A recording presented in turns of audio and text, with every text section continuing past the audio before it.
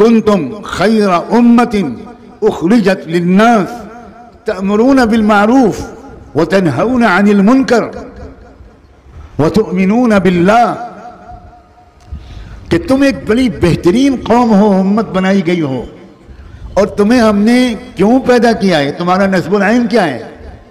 تم کو صرف مسلمانوں میں کے لیے کام کرنے کے لیے پیدا کیا گیا ہے، یا اخرجت للناس، ساری دنیا کے انسانوں کی ہر پہلو سے ترقی کے لیے تم کو ہم نے بہترین امت بنایا؟ تمہارا نسب العین انسانی برادری کی خدمت ہے۔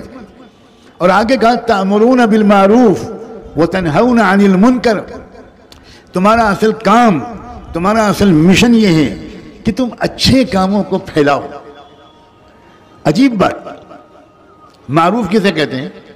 معروف کہتے ہیں وہ بھلائیاں، وہ اچھے کام جو انسانی فطرت، سب انسانوں کی فطرت جن کو اچھا سمجھتے ہیں۔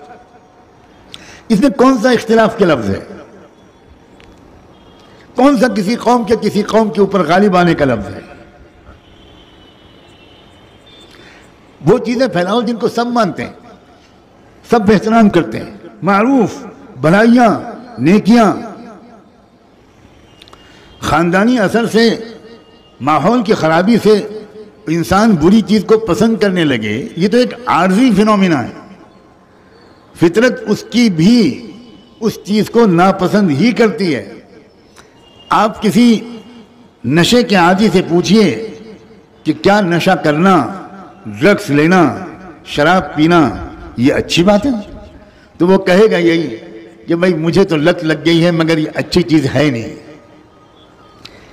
کسی مستقل جھوٹ بولنے والے سے پوچھئے کہ جھوٹ بولنا اچھی بات ہے، وہ کہے گا کہ بھائی میں کیا کروں، میری بہت عادت پڑ گئی ہے جھوٹ بولنے کی، مگر جھوٹ بولنا اچھی بات نہیں۔ ایک اجتماعی نسب العین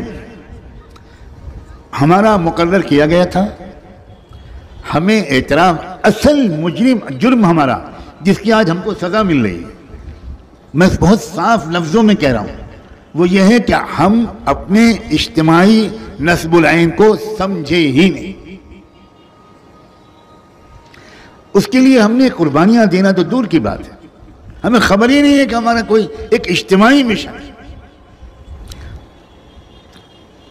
سب کی ذمہ داری ہو، بوڑھے ہوں، جوان ہوں، پھر دہراتا ہوں، ڈاکٹر ہوں، انجینئر ہوں، وکیل ہوں، اسٹوڈنٹس ہوں، لڑکے ہوں، لڑکیاں ہوں، انٹلیکچوئلس ہوں، پروفیسرز ہوں، سائنٹسٹ ہوں، پولیٹیکل ایکٹیوسٹ ہوں، سوشل ایکٹیوسٹ ہوں، پالیسی میکرز ہوں، رائٹرز ہوں، شعراء اور ادباء اور مصنفین ہوں، رکشہ چلانے والا ہو، آٹو چلانے والا ہو، اور جوتے سینے والا ہو، اور فٹ پاتھ پر بیٹھ کر چائے پینے والا ہو، سب کا ایک اجتماعی نسب العین ہے کہ وہ تھوڑا تھوڑا حصہ لے۔